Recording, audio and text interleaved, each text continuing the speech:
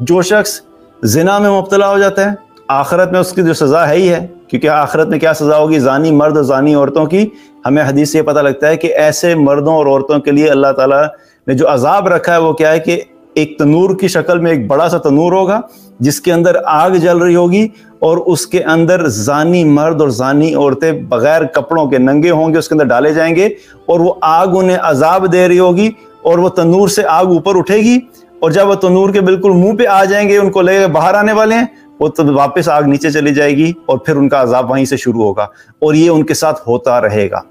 अब ये तो है आखिरत की सज़ा, लेकिन जो लोग जिना में मुब्तला हो जाते हैं उनकी दुनिया की ज़िंदगी भी ख़राब हो जाती है। दुनिया में भी उन्हें बेशुमार मसाइल का सामना करना पड़ता है। पहली चीज़, इज़्ज़त नफ्स ख़त्म हो जाती है, ज़मीर मर जाता है। दूसरी चीज़, ईमान सलब होने का ख़तरा होता है, ईमान ही ख़त्म हो जाता है।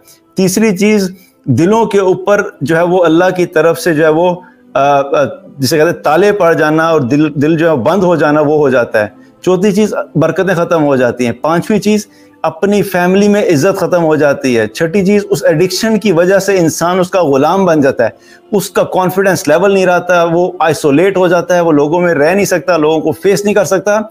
एक अजीब किस्म की उसकी ज़िंदगी होती है, ना उसकी ज़िंदगी में सुकून होता है, ना राहत होती है, ना कॉन्फिडेंस होता है। बस एक चोर की तरह वो छुप के ज़िंदगी गुजार रहा होता है, अपनी ज़ात में खुद ही डूबता रहता है और डूब डूब के मर जाता है। तो ये बहुत सारे नुकसानात हैं।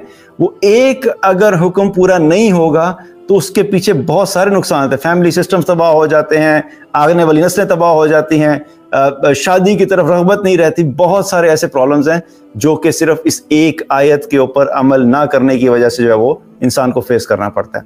तो ये एक मिसाल मैंने दी, इसलिए दी कि कुरान में अल्लाह सुब्हानहू व तआला ने जो भी हमें अहकामात दिए हैं, अल्लाह के हर हुक्म के पीछे एक पूरी दुनिया है।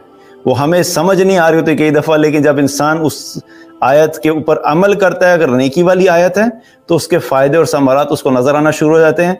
जब वो गुनाहों की तरफ चला जाता है जिससे अल्लाह ने मना किया है, तो फिर उसके नुकसानात उस शख्स को नज़र आते हैं जो कि उस चीज़ में डल जाता है।